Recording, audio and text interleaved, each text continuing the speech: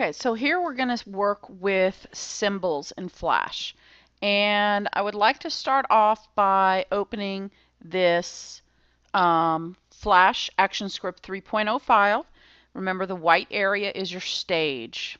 You want to make sure that you have your toolbar and your properties panel and, of course, your timeline all visible so that you can use it all easily. Okay?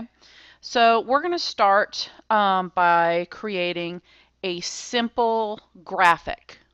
And when I say a graphic symbol. There's three types of symbols: button, graphic, and movie clip. And any of those types of symbols, the reason we make them is so that we can reuse them without having to draw them again. Okay? So what I'm going to do is I'm going to get my line tool and I'm going to draw a stick figure. And I am going to start with the legs, and of course then the torso and arms,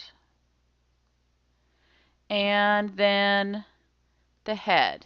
And I'm going to use the oval tool, and I'm going to make sure that I turn my fill color to transparent. And if I hold down my shift key, that gives me a perfect circle. Now I want to budge that over, so there it is. All right, now I have all of the pieces to my stick figure. Let's say we wanted to draw a whole village of stick people. And while it's not really all that hard to draw stick people, maybe there's no reason for you to draw it every time.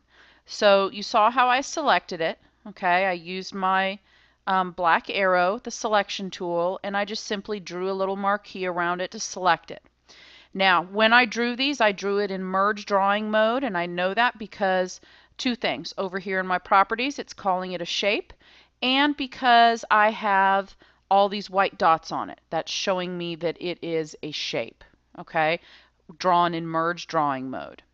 Even if you drew it in object drawing mode, you would still be able to create a symbol with it. It's just going to look different because it's going to have the blue outlines around it. So, in order to create a symbol, we go to the Modify menu and choose Convert to Symbol. Notice that there is a keyboard shortcut for it. Now, the computers at school, you should just be able to hit the F8 key. However, the way the district has them set up, F8 for some reason opens iTunes. I don't know why, but it does. If you look on your keyboard, though, I believe there's a function key, which probably shows an FN. And if you hold that and then hit the F8, then it'll work. Either way, it brings you to this, how you convert to a symbol. This is where you want to give it the name. And always, always, always name your symbol. So I can call this Stickman. Next, you have the type of symbol. Okay, and remember I said this was going to be a graphic symbol. Graphic symbols, typically, it's just a static image that you want to use over and over again. The registration point here is important to know, and it could change depending on what you want to use it for. Basically, what the registration point does is it allows you to know where the XY coordinates is. So if you needed to move something to a specific place, it's going by the registration point. So for this, I'm going to go ahead and keep it in the middle, and I'm going to click OK. Now, this particular item now has a light blue box around it, and it has this little crosshair in the middle. That is showing me that this is a graphic. See how the properties panel changed? It shows me that it's a graphic image. It gives me the icon for it. And if I look in my library, notice that I also see it here. Now, as I said before, the reason we create symbols is so that we can reuse them without our images, or sorry, without our movies becoming weighed down with extra graphics. It doesn't add to the file size. So I could drag multiple stickmen out, okay? And as I drag them out, I could, excuse me, I could use my properties and I could resize them. Here I have width and height. If I keep this locked, it's going to allow me to keep the width and the height in proportion, okay? I could click on another one and I could adjust the alpha, or sorry, not the alpha, that's not the one I wanted. The tint, which is changing the color of it. So if I wanted a green stick man, I could do that here, okay?